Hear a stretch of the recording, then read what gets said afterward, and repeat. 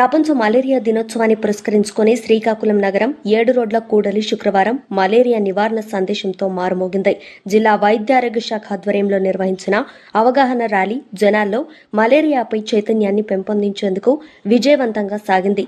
DMHO కార్యాలయం నుంచి ప్రారంభమైన ఈ ర్యాలీ 7 రోడ్ జంక్షన్ వరకు సాగి ప్రజల దృష్టిని ఆకర్షించింది.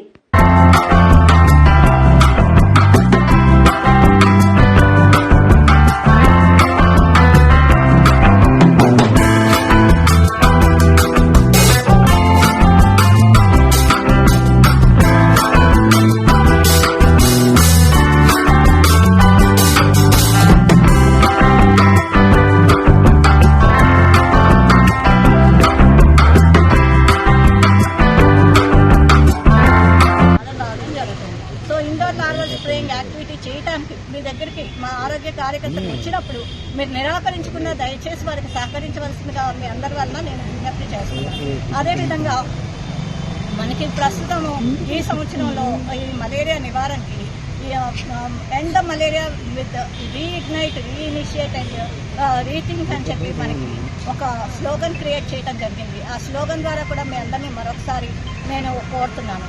అదేవిధంగా తర్వాత మరి ఈ మలేరియా వచ్చినప్పుడు వెంటనే ఆరోగ్య కార్యకర్తలు అంటే చలి పులుపుతో జ్వరము వచ్చినప్పుడు మీరు ముఖ్యంగా నెగ్లెక్ట్ చేయకుండా, మనకి మలేరియాలో ముఖ్యమైన లక్షణం ఏంటంటే చలి కురుపులతో హై గ్రేడ్ ఫీవర్ వస్తుంది.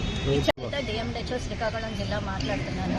ఈరోజు ప్రపంచ మలేరియా దినోత్సవం సందర్భంగా మన జిల్లా వైద్య శాఖ ఆరోగ్య శాఖ అధికారి వారి కార్యాలయం నుండి మరియు డిస్ట్రిక్ట్ మలేరియా ఆఫీసర్ వారి కార్యాలయం నుండి ఈరోజు మనం ర్యాలీ కండక్ట్ చేయడం జరిగింది మరియు ప్రతిజ్ఞ తీసుకోవడం జరిగింది.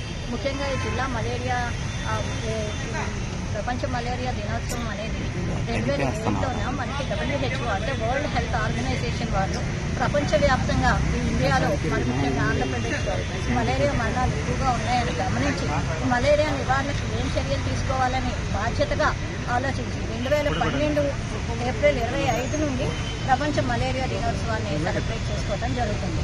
అప్పటి నుండి కూడా ప్రతి సంవత్సరం కార్యక్రమాలు జరిగించడం జరుగుతుంది.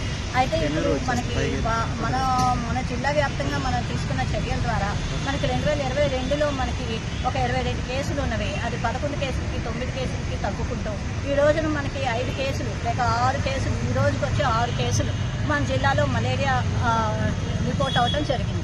ఈ మలేరియా నివారణకి మన జిల్లా వ్యాప్తంగా తీసుకుంటున్న చర్యలు ఏమున్నాయంటే, లేదు మన ఆంధ్రప్రదేశ్ రాష్ట్రం ద్వారా మన జిల్లా కలెక్టర్ గారి ఆధ్వర్యంలో మన ప్రభుత్వం వారి ఆధ్వర్యంలో మనం తీసుకుంటున్న చర్యలు ఏమున్నాయంటే, మనము గంబూసియా ఫిష్ని నీళ్ళల్లో వదిలిపెడుతున్నాం. ఈ గంబూసియా ఫిష్ ఏం చేస్తుందంటే 5 లక్షల గంబూసియా ఫిష్ మనం వదిలిపెట్టబోతున్నాం. ఈ గంబూసియా ఫిష్ ఏం చేస్తుందంటే ఆ మురుగునీటిలో వదిలినప్పుడు, ఆ నీటి నిల్వల్లో వదిలినప్పుడు అక్కడ ఆల్రెడీ ఎగ్ లార్వా అయిపోయి ఉన్న మలేరియా దోమ యొక్క లార్వాని తినేసి కొత్త మలేరియా దోమ పుట్టకుండా అది నివారిస్తుంది అనమాట. అదే రకంగా మనకి మెడికేటెడ్ నెట్లు కూడా తర్వాత మనకి ఇండోర్ లార్వల్ స్ప్రేయింగ్ IRS మే నుండి 30వ తారీఖు మే వరకు మనం కండక్ట్ చేయడం జరుగుతుంది. ఈ సమయంలో మీకు ఇండోర్ లార్వా స్ప్రేయింగ్ చేయడానికి మన అధికారులు కానీ మన వైద్య సిబ్బంది కానీ వచ్చినప్పుడు నిరాకరించకుండా, తలుపులు వేయకుండా, ముఖ్యంగా మిద్దెల మీద అటకల మీద కూడా మీరు ఇండోర్ లార్వల్ స్ప్రేయింగ్ని యాక్సెప్ట్ చేయవలసిందిగా మీ అందరినీ